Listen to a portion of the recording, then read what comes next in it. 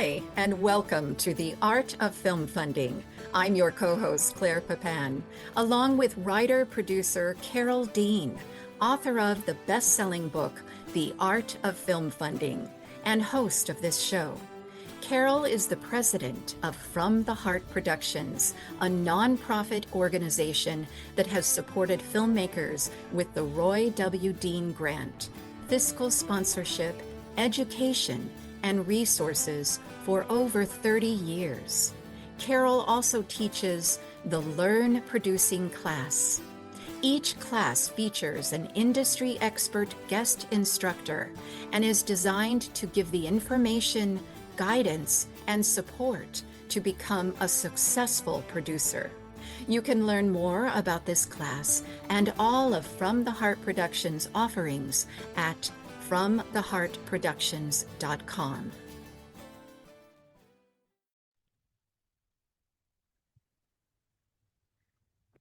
Michael Holstein is a co-founder and executive producer at Mesmeric Media. He began his career writing for HBO's The Wire and marketing major films like The Rock and Independence Day. After earning a law degree, Michael became VP of Business Affairs at WETA-TV in Washington, D.C., where he produced numerous shows, including In Performance at the White House and PBS NewsHour. He later launched The Content Farm, where he created award-winning content across unscripted genres and platforms. His honors include being the only three-time winner of Real Screen's Summit Showdown competition, being a 2017 Producers Guild Award nominee, and receiving the 2019 Washington, D.C. Mayor's Arts Award for Excellence in Media Arts. Holstein has produced several series and won multiple awards, including Emmy and Telly accolades. Michael is a member of the Producers Guild of America and the National Academy of Television Arts and Sciences. And Carol, Michael has years of experience to share with us. Yes, he does. Thank you, Claire. And Michael, we sincerely appreciate your joining us. Oh, it's my pleasure. Thank you for having me. Well, today we want to learn how to take a show concept, make it appealing to audiences, learn what story elements are and which ones are important, and get advice for aspiring producers. So let's get started with what was it like being part of the writers team on one of the most popular series ever made, The Wire? It was an amazing experience that I can very honestly, with no false humility, say that I probably contributed very close to nothing to. I was the most junior writer in the room. It's my first real paid writing job. So I think my main contribution was probably just sitting there and absorbing everything that the smarter and more talented people were doing. But I worked mostly on dialogue and punching up dialogue for characters, and not so much on the story. But that was sort of at the higher level of the writers room. But really just an amazing experience on so many levels. The show was not an instant hit, so I don't think anybody in the moment really understood what it was going to become, although it did feel like it was an exceptionally talented group of people working on it. And I think probably one of the biggest takeaways for me was that as much as I like writing and I think I'm decent at it, the people who really can write at that level, it's a whole different ballgame. That's kind of just beyond the talent I possessed. So it encouraged me to not give up on writing, but also not put all my eggs in one basket, and led me sort of in a roundabout way to producing and developing shows as well. Well, I've always wondered about the writer's room, and particularly The Wire, because the character development was so well done. I wonder if the writers, if one writer takes a character and becomes the character, or do they all contribute to the character? How does that work? That's a great question. I think for scripted drama, everybody sort of contributes equally to the development of the character. So, as you're sitting there and kind of shaping who these people are going to be on screen, everyone will sort of almost like a whiteboard session, throw up different ideas about the character's background and what's shaped them and what their motivations are and things like that. And then once you're off and running, I think it's kind of a combination of things. I mean, I think there are some writers maybe take a special interest in certain characters. Everybody contributes, but then also, the actors really help shape the characters too. So you can write a character a certain way and write dialogue a certain way and script it out as much as you can, but the performance by the actors it often requires you to sort of shift on the fly and say, all right, well, this character, they're not exactly who we thought they were because the person, in the role put in such a powerful performance doing something unexpected. So you sort of have to be, I don't think you can be too rigidly attached to what you envision the character to be. But you have to be sort of a proactive in defining how you want it to be, but also at the same time reactive to how the actor delivers the lines and how the story changes the character, and just kind of roll with it. So, uh, yeah, I guess the short answer after that long ramble to your question is, generally speaking, it's not a writer per character. It's more collaborative. But in actuality, I think people do gravitate towards certain characters that they either identify with or like, or just enjoy writing for the most. Right. What fun that must be, because it really comes across. We were so connected to those characters. You couldn't wait for the next episode, It was good.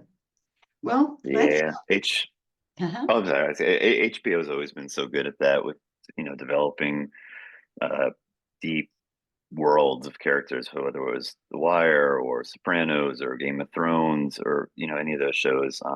They've been such richly developed worlds that I think there's characters in each that you like, you hate, you feel for, you root against, all of it. So yeah, really just a very unique and special experience to be a part of that, even in such a small way. I went to an event one time where HBO was talking to filmmakers about the type of films they wanted. And they said, if you think your program belongs on HBO, PBS, and I've forgotten Showtime or something like that, don't bring it to us because we don't want anything that PBS would run, or we don't want anything Showtime or CBS or anybody else. They said, we have highly intelligent people paying for this service, and we want to deliver extremely high quality content, period. So if you don't strive for the top, don't come to us, is what they were saying. Yeah, I think HBO is still kind of that gold standard. Netflix has had some more, I don't know, prestige dramas recently, and some of the other streamers too. I think FX has done a really good job with that. But HBO, I think, is still the gold standard. I mean, whether it's, like I said, Sopranos, Game of Thrones, Succession, it's just been, every couple of years they're going to crank out a new hit, and they're really great at finding these sort of literate, smart projects to put out there. Yeah, they're great. So now let's cover your journey. Could you share a bit about your journey from writing The Wire to becoming the executive producer at Mesmeric Media? Yeah, sure. So I went to undergrad film school at the University of Miami, and kind of knew I wanted to work at least partly on the business side of the industry and not just be. I don't think I had the artistic ability to be a director or a cinematographer, and I didn't have the technical ability to be an editor or something like that. I liked writing. I wasn't sure if I was good enough at it to do it for a profession. And, a lot of times, even if you are good enough at it, it's such a small subset of people that really make it as a paid writer, that I made sure with each job I took and each step along the way that I was learning the business side of the industry as well. So um, I had a professor in undergrad who had run, I think he ran MGM way, way back in the day. He was old by the time he was a professor. This was 30 years ago, but he used to always say that the best advice he would give to people coming up in the business would be, get the jobs and work and learn and do the internships, but also if you want to sort of jump the line or get an edge up on your peers, to go to law school or business school and learn Oh, specialized skill set. So I wasn't good enough at math or smart enough for business school, so I ended up in law school and learned specialized really for the most part in entertainment law. Came out and worked, you know, in entertainment law and business affairs on projects. So I was at the same time I was learning how to write and produce and market films. I was also learning sort of the nuts and bolts of what goes into making deals and financing and how the business side of the industry works. And I just found myself gravitating toward that, toward producing, because that was, to me, the one part of the industry I think that really not just allowed you, but it required you to have sort of, one foot in the creative space and one foot in the business space. So as I'd work on shows, it sort of started as all creative, and then I realized I had to pay rent and eat and things like that. So I sort of shifted directions to where it was almost all the business and legal side, but I still wanted to get back to the creative side. So I was always learning and kind of growing that skill set. And slowly it went from, maybe 90% law or business and 10% creative to probably the inverse of that. And then now as an EP and one of the founders of Mesmeric, I really do get to do kind of both parts of it. So, one day or parts of a day I'll be negotiating a deal with the network, or, working with our lawyers and agents to do that. And other parts of the days, I'm, you know, boots on the ground, developing shows, finding new talent for shows, creating content, and coming up with the creative ideas of it too. So it's been an interesting journey, sometimes roundabout, but I think with kind of defined goals in mind, and now working as an EP, primarily in television. It really has been just the culmination of all of that, and just a really unique and special experience that I'm very grateful for, to be able to work on every aspect of a television show, from the creative side to the business side, through the distribution and the marketing and communications and all of it. So, yeah, feel super lucky to have had the experiences I've had that have led me to where I am today. was a very smart move going to law school, really, Michael, because that's the first thing that everybody needs, and little do they know it, that you're not supposed, you shouldn't take a breath without having your lawyer at your side. I have seen so many people lose out in the industry because of one word, one small sentence that didn't give them the money. Creators who didn't know there was such a thing as a creative title, right? All of these things that the legal side carries are so important that that puts you ahead of almost everybody, I would say.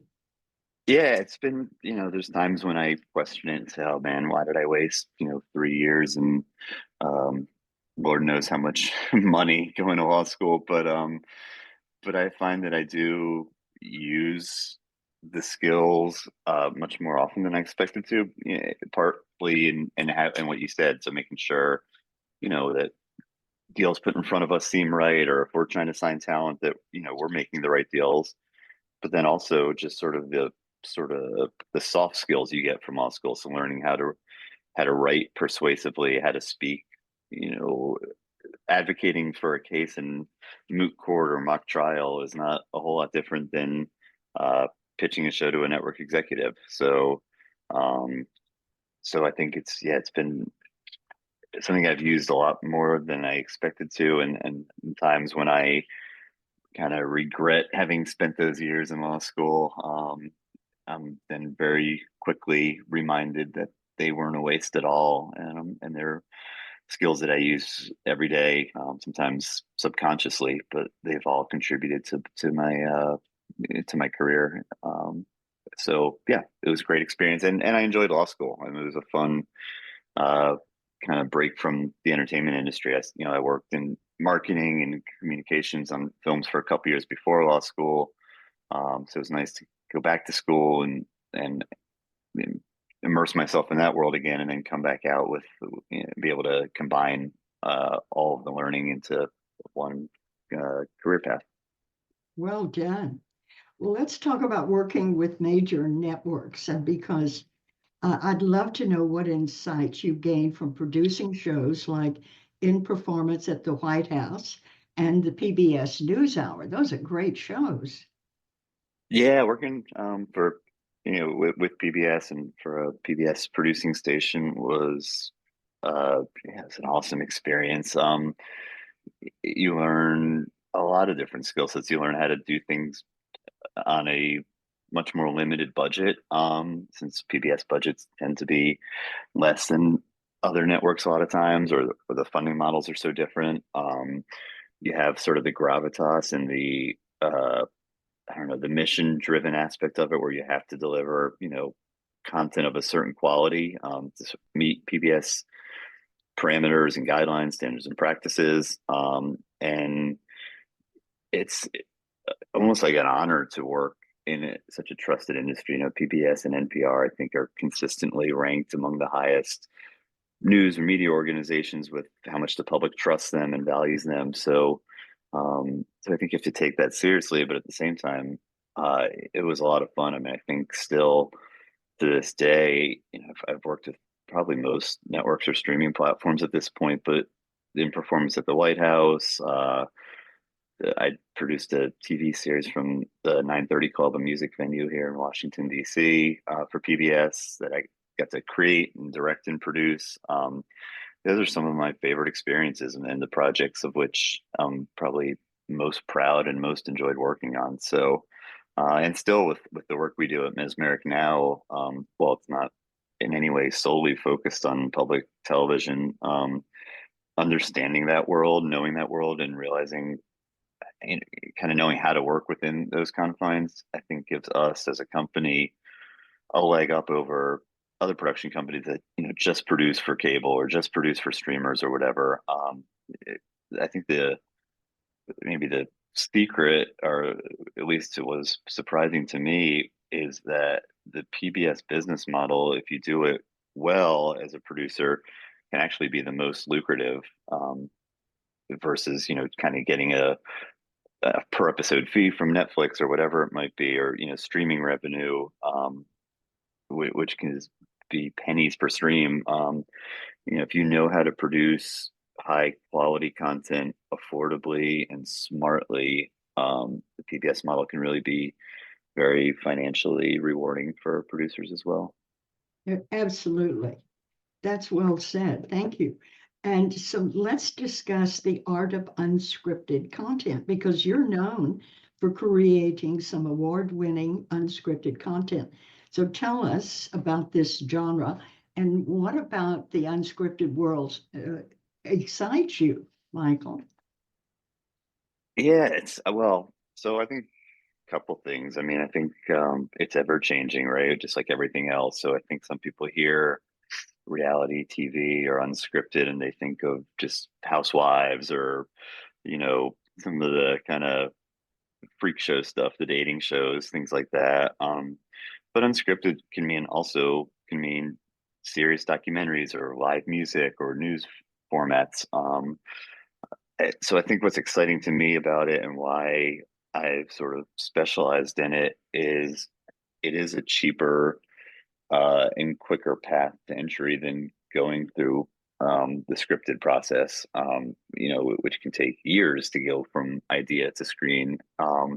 Whereas with unscripted, you can be really kind of capture the zeitgeist and be in the moment. So we could put together shows quickly, and if you step back and look at it, like most of the world is unscripted content. Like I said, whether it's news footage or whether it's documentary or whether it is the Housewives or a game show or a dating show, it's just such a broad world of content that there's never an opportunity to be bored or not find something new to do in there. And frankly, it's better business for the networks. So there's more work in that area. It allows us to return investments quicker when people support us in it, and this really gives you a broad base of experience, diversity, always learning something new, learning about different worlds, different people, finding new stories. It's almost like you're an investigative journalist part of the time, trying to find, oh, I didn't know this was a profession. This would make an interesting TV show, or this is a really big personality who'd be a good star for something. So um, I think the pace of it just moves so much quicker than in scripted content, and that was part of what drew me to it. And then once you get in that world, I think you sort of tend to stay within your lanes for the most part. Although that said, we're now starting to do more scripted work at Mesmeric as well, so it's good to bring that back. But I don't think unscripted's ever going away. I don't know. I guess maybe it really kind of found its heyday when MTV did The Real World 30 plus years ago. But it continues to evolve and grow, and it's just a much higher success rate, I think, than in scripted shows. So yeah, I haven't regretted it. I enjoy it very much, but I'm also really excited about the opportunity to put a toe back in the scripted waters. Well, I was always amazed at the shows about refurbishing homes, how to flip a home or refurbish it. They went to the roof with, they really hit a market, didn't they? Oh yeah, I mean, to some extent, it's always like, I don't know, what's the hot new thing, right? And unscripted. So for a while, it was pawn shops, and it was house flipping, and now it seems to be, well, then there was I think, a little run where it was paranormal content. And now we still seem to be sort of in the true crime era, although I think it's starting to kind of level off a little bit. And there's always going to be room for an interesting new way into the home flipping shows, or to the pawn shop shows, or the kind of Discovery Channel, here are people doing difficult jobs shows. So um, things have peaks and valleys. I think subject matters within unscripted, but for the most part, the core ones are here to stay. There's always going to be food shows. There's always going to be travel shows. There's always going to be sort of DIY type shows. There'll always be dating shows. So things will be run hot and cold, and networks will prioritize different things. But there is also a through line where certain genres will always have a seat at the table. Yes, absolutely. Well, tell us about Mesmeric Media's mission. What is the founding vision behind Mesmeric, and how does that differ from traditional production companies? Yeah, sure. So we formed sort of, I guess, officially about a year ago. I was running Content Farm here in Washington, D.C., and met a couple of guys up in Philadelphia who had a production company that was mostly doing branded content, commercials, things like that, and wanted to do more uh, traditional television. So they had things I didn't have with editors and graphic designers and things like that, and I had experience in working with all the networks, and most importantly is we all liked each other and got along well and sort of shared values and a mission. So started working together informally and formalized things about a year ago and rebranded as Mesmeric. And I would say that our mission now is, um, especially at this kind of, I don't know, tumultuous time in the industry. But our mission now is just to find interesting content, to elevate creators and give other people, give everybody a seat at the table. So we'll kind of eliminate the gatekeeping that can happen in this industry where production or networks will just keep going back to the same production company over and over again. We make sure that we are highly collaborative, always looking for, somebody new and young and talented in the business. And ultimately the mission is just to find cool people and make fun projects. Find people we like working with, we trust, we enjoy, who have respect for the industry, for themselves, the product, and to make good content affordably, and to have a good time doing it, and to be collaborative and always sort of be looking at new business models for how to do things. So we've gone from, this era where everybody was throwing tons of money into development of unscripted into in recent years where budgets have been slashed because of whether it was COVID or writer's strike or all the mergers and acquisitions in the industry. We're now, per episode budgets are cheaper. So we just constantly evolve to find new ways of doing business. I think at Mesmeric, it's been one of our strong suits is we make stuff that looks like it costs much more money than it does. We partner with big brands to develop shows around existing IP. We work with young creators to give them an opportunity. And we work kind of, we are producers and we work for producers. So there are so many skilled people in this industry who have been marginalized or, kind of cut adrift by mergers and networks changing shape that we are able to now bring them back into the fold, which has been really nice to do as well. So it's been a great year for us so far. We're super excited about the projects in our pipeline and some of the stuff we have coming up this year and beyond. And we're growing. We have a board of directors that includes James Brown from CBS Sports, who's just awesome, one of the nicest people you'll ever meet, but also has access to, I would say, very close to literally every professional athlete.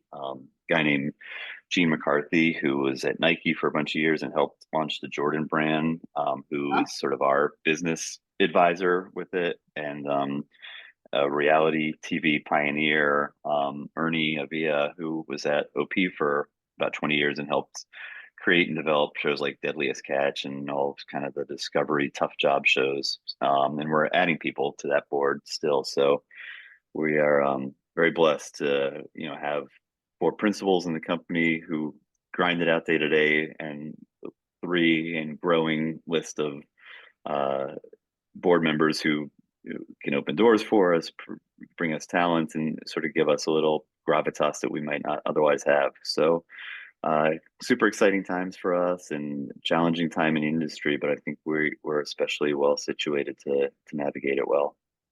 Wow, it sounds like it. That's great. And I've heard other people who would take on stars, for example, early on in their career when they just knew that this person was talented, and they would help them fund their films and get them off the ground or fund films for them. And then they had long-lasting relationships. So I guess that's what Miss Merrick is doing, looking for people that are talented and helping them achieve their goals. That is when they merge with yours, right? Yeah, absolutely. I mean, so yeah, I'm certainly not going to claim that everything we do is just out of a sense of altruism and, to give other people an opportunity, but that is something we care about. But, we also have an obligation to our funders and sponsors and ourselves and our families to make money too. So a lot of times, by working, sort of working smarter, not harder, we're able to both give people an opportunity and at the same time, create a business model that is sustaining and can navigate rocky waters like what the industry's been in recent years. So there is certainly an element of altruism in it. We try to work with nonprofits and do, give back when we can, but at the same time, we're looking for ways to grow our business and to become a bigger player in the industry too. And those things don't have to be in conflict with each other. In fact, I think we've found it's quite the opposite, that by being good people and giving back to the community as well, that does open business opportunities as well. And instead of just trying to squeeze every penny out of a project, sometimes it's better to be more collaborative. And I always say, whenever somebody proposes a product to us or wants to partner with us on something good, that I'm much happier owning 50% of something than 100% of nothing. So that's kind of one of our guiding principles is, we'll partner with smart people, good people, and we'll find a way to make it work. Great. That's a great way to work. Feeling that way is excellent. So let's talk about navigating industry change, because the landscape is changing. So how do you stay ahead of trends, and tell me what major changes you see impacting producers in the near future? Well, the near future will be interesting. I think in part to see what happens with things like AI and just I don't know, the contraction, I guess, of the industry. And the past, gosh, I don't know, 5 years, it's been nonstop change. We went from sort of the glory days of the unscripted business, and the dawn of the streaming wars, when there were so many hours to fill, that people were just getting development deals or production deals thrown at them all the time. And then that sort of rolled right into COVID, where all of a sudden we had to figure out how to make shows that didn't involve being in person. And when that finally went away, we were able to go back to normal work. The industry was undergoing changes as companies were buying up smaller companies, and we hit the writer's strike and the actor's strike. So it really has always changed, and I think you always have to be evolving. And for us, and for me, the way to stay on top of it is to read everything, absorb everything, try to, as best you can, to figure out what's next and where the industry's heading, and not just adapt to it, but also plan for it. And be sort of thinking a couple steps ahead. So, right now for us, that means things like making content look great but cost less, partnering with brands for sponsored content and things like that, and being highly collaborative with other producers and creators to, you have to have more irons in the fire than ever before to have success. So whereas we used to be able to have a development slate of a dozen shows or something like that and know that a handful of them would get made and that would cover us for the year, now it's more like, you need 30 or 40 shows in the pipeline. And Wow. um, so, yeah, which is intimidating, but at the same time, it's exciting. And it does kind of force you to be nimble and think creatively about how to solve problems. So I don't know what the next few years hold for the industry, but I know whatever it is and whatever direction it turns, we'll be ready for it. And if we're not ready for it ahead of time, we'll catch up quickly. We do things, networking things, formally and informally. Always, talking to people. We really put a lot of value on bringing in people younger in their career. So whether that's through our internship program or working with schools, I'll sometimes go back and guest lecture at Miami or places where I've been to school. But learning from younger people what's coming down the pipeline has been super helpful for us. Just sort of always keeping an ear to the ground and figuring out, where things are headed has been really helpful. Yeah, this is so key, learning from younger people what's coming, because I mean, to know that people don't want to watch a full film, that it's too long, an hour and 30 minutes. These are the young people I'm talking about. They took Casablanca, I heard, and cut it into short pieces and put it online, and it was a hit, but only in the short pieces. So it's vertical content, Michael, that's taking off right now. Have you found that? Yeah, absolutely. I mean, I think the line between TV and movies has never been more blurred, right? So, you know, we talked about The Wire at the beginning, and or shows like Succession or whatever, or Game of Thrones. The budgets for those are similar to feature films, and sort of the prestige around television, I think, is sometimes even greater than that of theatrical movies. So, um, yeah, the short attention spans, yeah, it's still an interesting model, right? Because TikTok, when it shut down for 12 hours of the day, if you asked anybody probably between the ages of 10 and 16 about that, they would have thought the world was ending, whereas most adults wouldn't have cared. But then, what was it, 4 or 5 years ago, where there was $1 billion put behind trying to launch Quibi, which was going to be all short form content, it failed miserably. So, I don't think anyone's really cracked the code of what works with regard to short form versus long form and whatever. But I do know that, like I said, I mean, the line between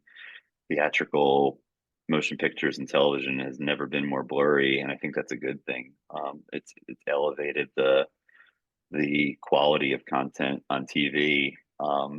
It's been forced to adapt to that, and I think maybe movie theater owners or movie producers wouldn't feel the same way about it because they've seen their business kind of be, stolen a little bit by television. But for us on the more TV side of things, it's been great. Yes. Well, now let's get into concept to screen. So please walk us through the creative process for taking a show concept, making it compelling for audiences and networks. I wish I knew. I think we'd be more successful if I had a better answer, but it can be frustrating. Sometimes we'll get, I don't know, on a monthly or bi-monthly basis, network mandates from our agents. So they'll say, okay, here's what Lifetime's looking for, here's what Bravo is looking for, here's what Netflix is looking for. And you'll develop shows around that. And by the time you develop them and get them to them, they've changed what they're looking for. So we sort of, we keep the mandates in the back of our head, but we also just ultimately a good story, a good character, a good hook, a good something is going to break through no matter what they say the mandates are. Um, so for us, it's not just a numbers game, but it is also partially a numbers game. So, we'll listen to pitches from people. We read everything. When I have development interns working for me, I'll have them subscribe to every news aggregator to find, what's the creative story? Who's this interesting person, in a small town in the Midwest who's doing something different with house flipping or restaurants or whatever it may be, and just always be looking for sort of that breakthrough story or personality or whatever it is. And then from there it's just trying to find the right home and the right fit. So we've had shows where we thought, oh boy, this thing is absolutely perfect for History Channel or whatever, that they're going to take it in a second, and they pass immediately. And other shows where we think, oh, this is never going to fly, and somebody's interested in it immediately. So I think part of it is uh, knowing what you don't know and recognizing that you have to float with the process and be adaptable and be open to change and open to suggestion and open to new ideas. And then for us, the development process is find the good ideas, find the good partners, find the good stories, flesh out what a show about them might look like. So whether that's doing some tape, sending out a crew to film them, or doing it even just via Zoom or something like that, and seeing, just because somebody has an interesting story doesn't mean that will translate to being a telegenic or charismatic personality on screen. So making sure they can, check that box too, and then just sort of putting meat on the bone. So here's the person, here's their world, here are the storylines that can take. A lot of times now when we go to networks with shows, it used to be, all right, can we get, 6 episodes out of this? And now they say, oh, can we get 6 seasons out of this? So you sort of have to have that in mind with what you develop. Not to say that there's not a room in the world for one-off documentaries or limited series or whatever, but from a business standpoint, a lot of times now it's like, all right, how do we do 100 episodes of this?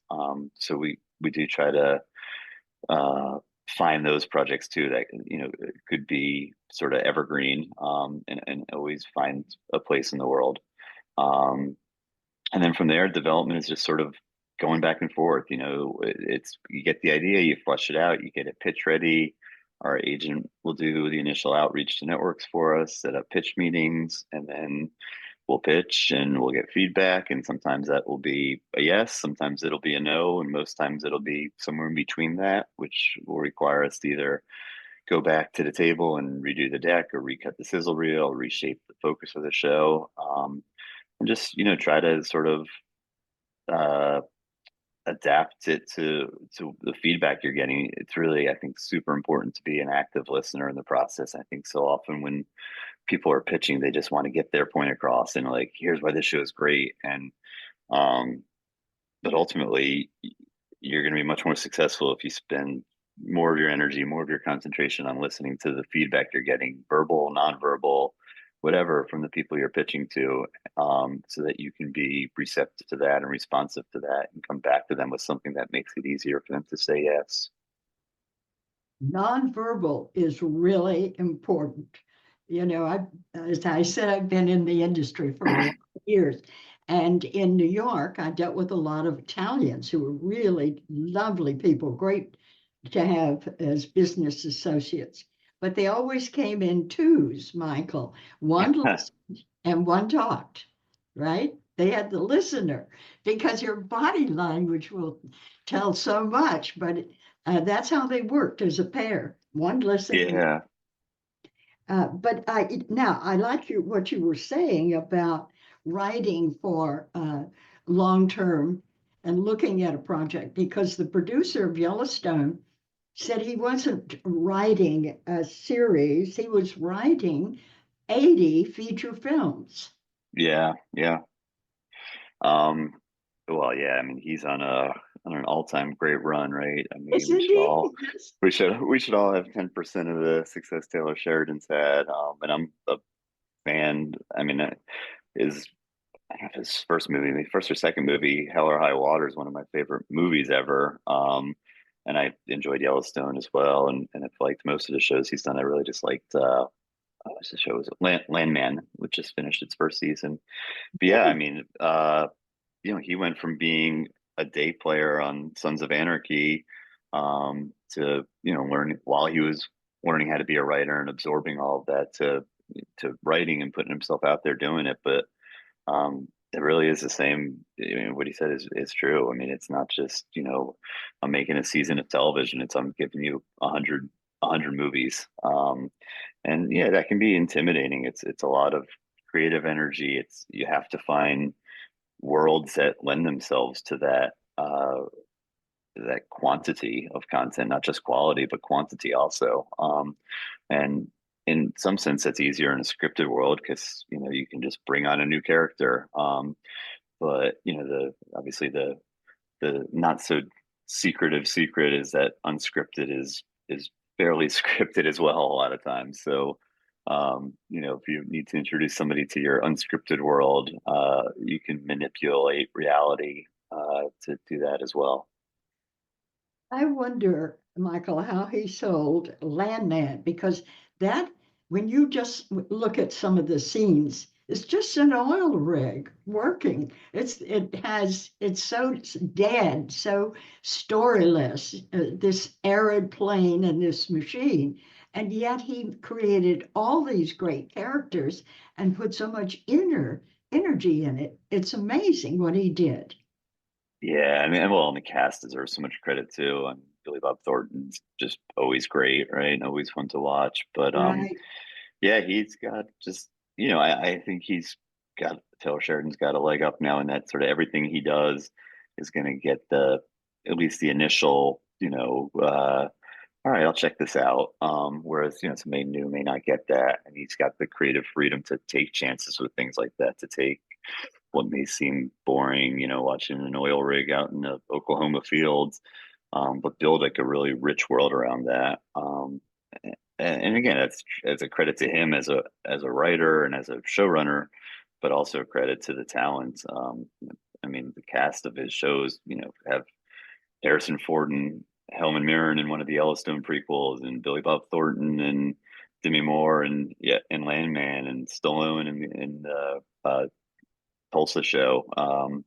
He's very fortunate to get to work with so many actors, but it's not, he just lucked into it. I mean, he worked harder and he has a skill set, and he's produced results, and results will give you more opportunities always.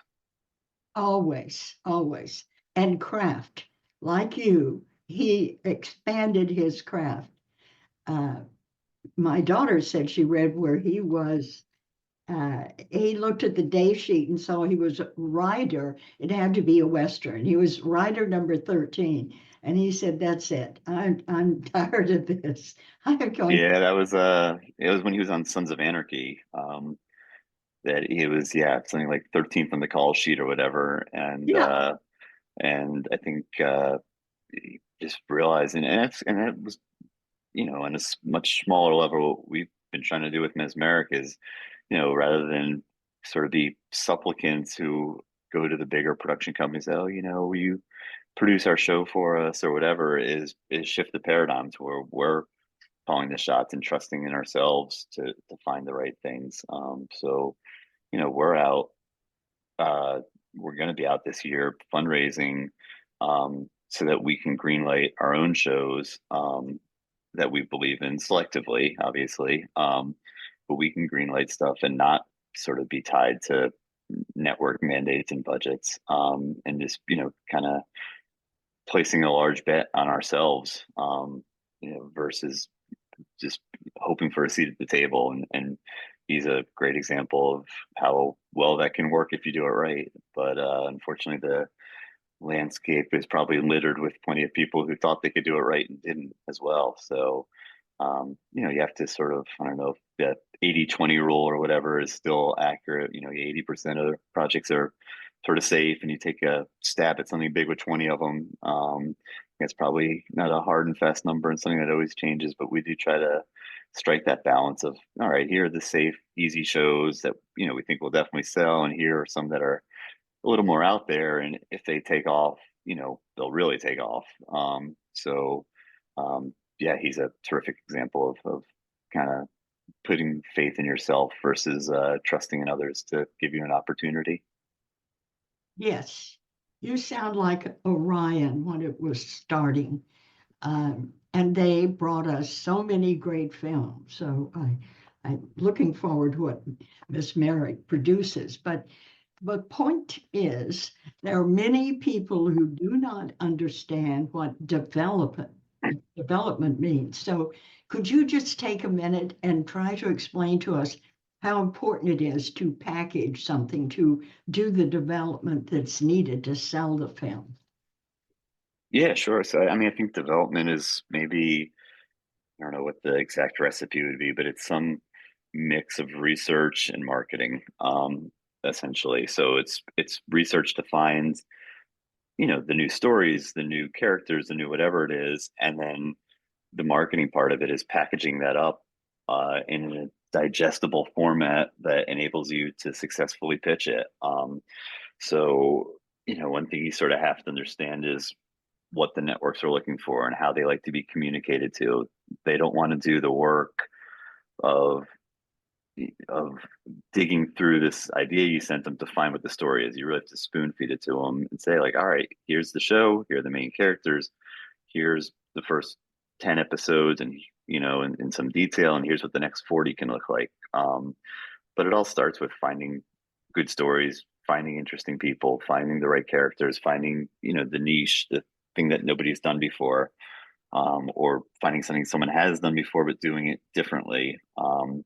And then from there, like you said, packaging it up, marketing it, believing in it, having the confidence behind it, and not just going out there sort of pitching something you may or not believe in, but really standing behind what you're pitching, even if you don't in your heart believe it. We have some shows in our pipeline that, of course, I care about some more than others. Some of them are just silly, kind of uh, I don't know, traditional reality TV. And those could be the ones that, pay for my retirement funds. So Yes, I think you have to give the same attention to the passion projects as you do to the paycheck projects.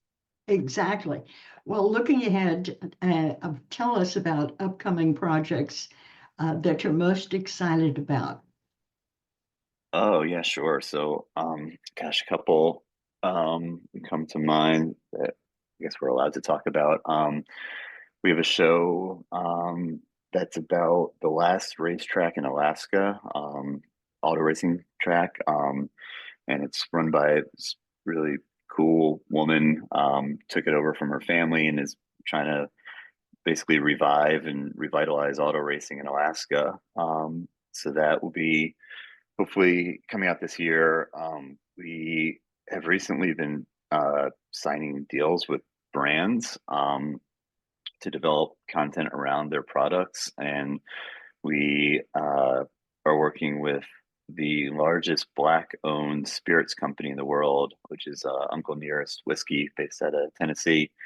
Um, and they're just a fascinating company. Guy Nearest Green was a freed slave who taught Jack Daniel the art of making whiskey. Oh my Obviously, gosh. yeah, amazing. And a couple, Fawn and Keith Weaver, found out about this and developed a product based on Nearest Green. Started Uncle Nearest Whiskey, and it's just grown astronomically. It's $1 billion company now. And we recently signed a deal with them to develop some shows around some of their products and some of the things they're doing, including a live music show from a venue they own. So that will be a fun one for us to work on as well.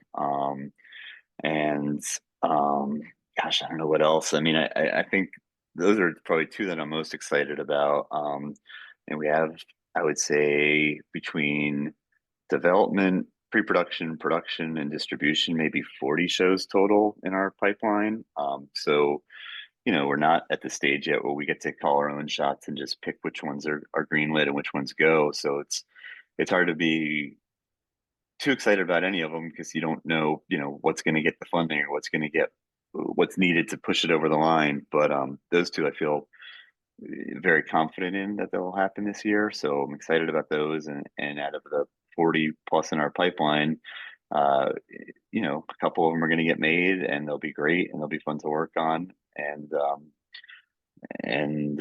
we'll make the best of them if they're not the ones that we thought were going to get made. Hopefully, we'll have struck gold from an unexpected place. And if they are the ones that we've poured our hearts and souls into, then we'll be especially lucky. So, but the whole creative process is fun, and developing is fun, and coming up with a new idea and finding new stuff is great. But nothing beats the kind of teamwork and camaraderie of being on set with a crew and a cast and everybody, and really everybody working together to make something happen. So I don't mean it to be a cop out of an answer, but I'm excited about all of the shows we have in our pipeline, and anything we get to make. We are blessed to be in this business and appreciate it every day. So Wow, Michael, thank you so much for the time you've given us today and the information. It's very inspiring to hear your story and to listen to all about your company. I'm sure that in a year we must hear what you've done and how far you've come, because that can make a big difference. This will be a good year for you, I'm sure. well, I certainly hope you're right. I feel really good about where we are as a company.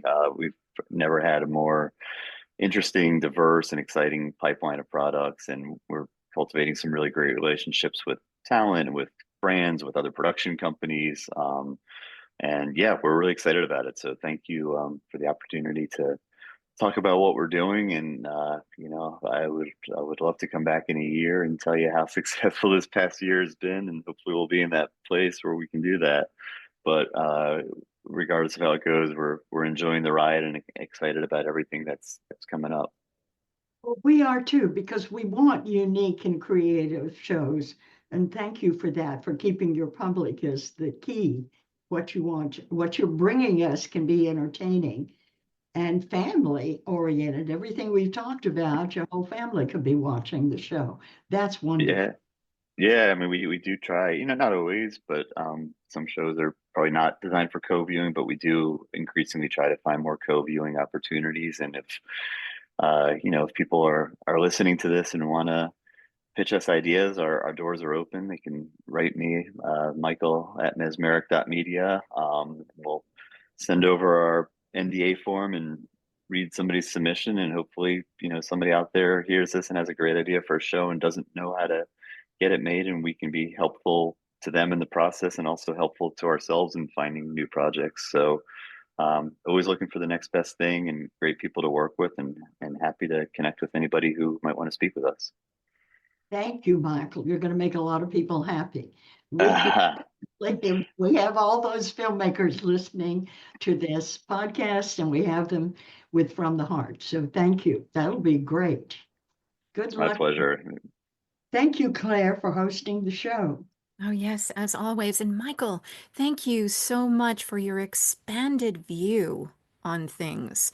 You gave some fresh perspectives, and I know that we all really appreciate that. It helps us along the way.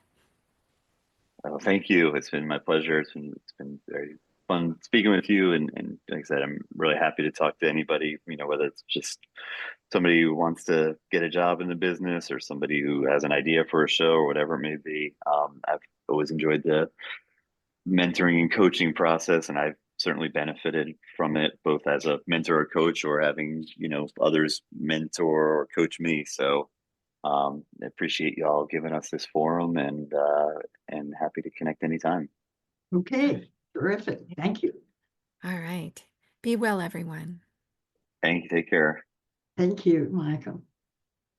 Now, in its second edition, Carol Dean's popular book, The Art of Film Funding, has 12 new chapters to cover all areas of film financing and how to avoid expensive pitfalls. Learn how to start with an idea and end with a trailer, how to make an ask for money, create your story structure and your trailer, legal advice, fair use, successful crowdfunding, how to ask for music rights, and what insurance you can't shoot without. Available on Amazon under Carol Dean and at FromTheHeartProductions.com. I want to remind our listeners that David Raiklin is a brilliant and talented award-winning musician who scores films and can compose music for a trio or for a full orchestra. David is a very good friend to the independent filmmaker and comes highly recommended by From the Heart Productions. If you need music to help tell your story, please contact him at davidraiklin.com. That's David, RAIKLEN.com. And Carol and I want to thank you for tuning in to The Art of Film Funding. Please visit our website at FromTheHeartProductions.com. You can also find us on Facebook and Twitter. Good luck with your films, everyone.